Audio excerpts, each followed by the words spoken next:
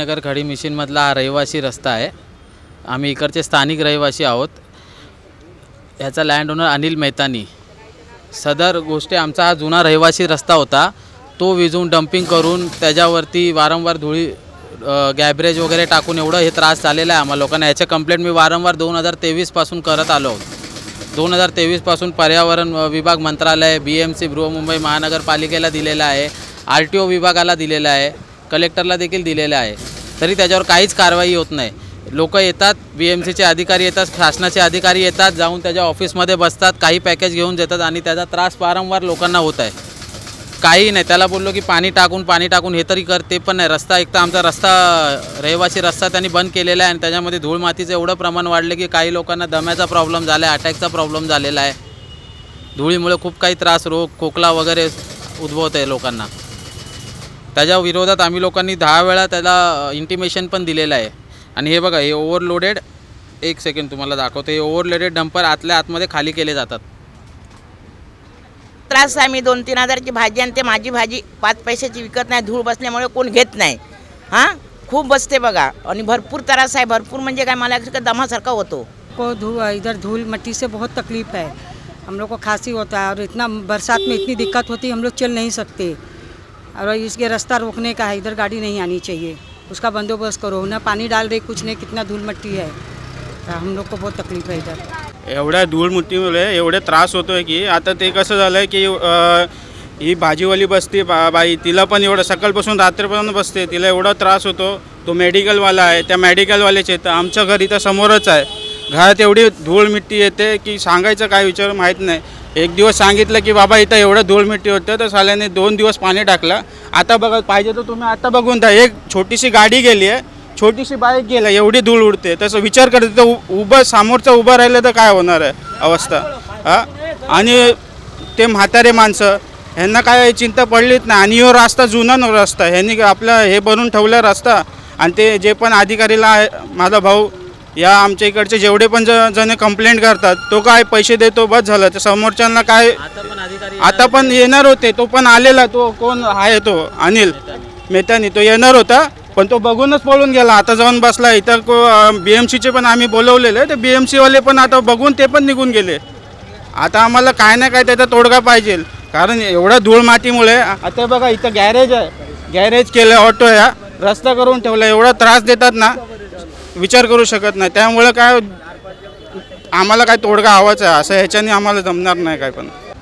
आज तुम्ही बघताय, प्रत्येक तुम्ही इमारतीवर जरी बघत असाल काय असाल तर प्रत्येकावर धुळीचं साम्राज्य। आज मेडिकलमध्ये आता समजा सगळे लोक इथं औषधं घेण्यासाठी येतात, काय येतात, पण त्यांच्या औषधावर जर धूळ बसत असेल, काय असेल, किती लोकांना श्वसनाचे इथं विकार होत आहेत, काय होत आहेत। तर सदर ह्या गोष्टीवर कारवाई झाली पाहिजे आणि उच्चस्तरीय कारवाई झाली पाहिजे। धन्यवाद। शहाजीनगर येथे जे आता बघताय तुम्ही, किती धुळीचं साम्राज्य पसरलं। एक डंपर जरी गेला, ते डंपरमुळं सगळीकडे इथे कमर्शियल एरिया आहे, मेडिकल वगैरे, चक्की वगैरे आहे। त्यामुळं काय माणसाचं आरोग्य धोक्यात आलेलं आहे। भाजीपाला याच्यावर माती बसते, त्यामुळं सगळ्यांच्या आरोग्यावर परिणाम होतो। लहान मुलं वगैरे आहे, इथे घरं आहेत इथे, त्यामुळं सगळ्यांना खूप त्रास आहे। अरब चाल से बोल रही हूँ। ये सर, इधर इतना गाड़ी जाता है, इतना धूल मिट्टी उड़ता है, डायबिटीज़ के मरीज हो, BP के मरीज हो, और हमारे घर बच्चे छोटे छोटे हैं, खेलने आते हैं। इधर एक्सीडेंट होने का डर है, डर लगता बच्चे लोग रोड पर गए कहीं एक्सीडेंट न हो जाए। बारिश के दिन में इतना कीचड़ मिट्टी होता है, निकलने के डर लगता है। बच्चे लोग आते हैं कीचड़ में, स्कूल में लेके आओ जाओ, कैसे चलेगा। इधर गाड़ी रोकने का ना, उसका अलग रास्ता बनाने का, आने जाने का, इधर से बंद करने का। जो गाड़ी निकाला हो अपना बंदोबस्त करे आने जाने का। नमस्कार, माझं नाव विवेक जाधव, मी इथेच रहिवासी आहे इकडचा। माझा जन्म हा इकडचाच झाला। आज मी 28 वर्षाचा, गेल्या 28 वर्षापासून हा धुळीचा त्रास चालूच आहे। म्हणजे आम्ही लहानाचे इथेच मोठे झालो, पण बोलतात ना, वर्षाच्या 8 महिने धूळ आणि 10 महिने चिखल, हा ही पहिल्यापासूनची सुरुवातच आहे। आणि आमचं लहानपण इथंच गेलं खेळताना। ते डंपिंग करून एक 8-5 फूट पूर्ण डंपिंग केलेली आहे यांनी। आणि पावसाळ्यात जर तुम्ही याल तर रस्त्याच्या लिटरली कडेनेच आलावं लागतं, एवढा चिखल असतो इथं। तुम्ही बघायला 40 ते 50 डंपर एवढ्या वर्षापासून रोज ये आणि जा, किती धुळीचं प्रमाण उडत बघत असाल तुम्ही। आता बघितलं, एक डंपर गेला तर किती धूळ उडते। आणि हे आमच्या इथे बोलतात आमच्या एरियाचं मेडिकल स्टोर हेच आहे, पूर्ण एरिया इथूनच दवा गोळ्या घेणार, भाजीचे दुकानं हेच 2 आहेत, इथूनच घेणार.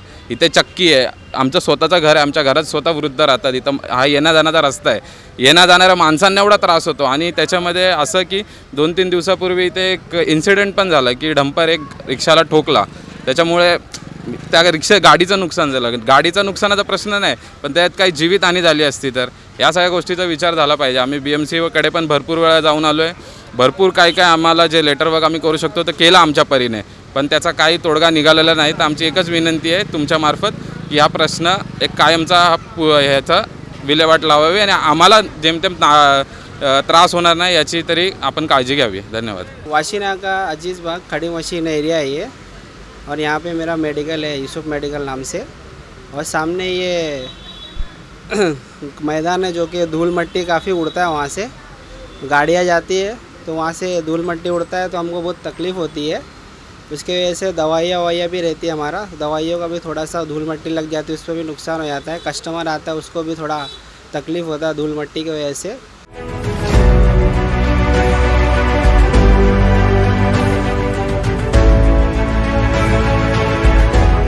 CEN न्यूज देश प्रदेश की ताजा तरीन खबरों के लिए CEN न्यूज को सब्सक्राइब करें और रहें पल पल की खबर से हर पल बाखबर.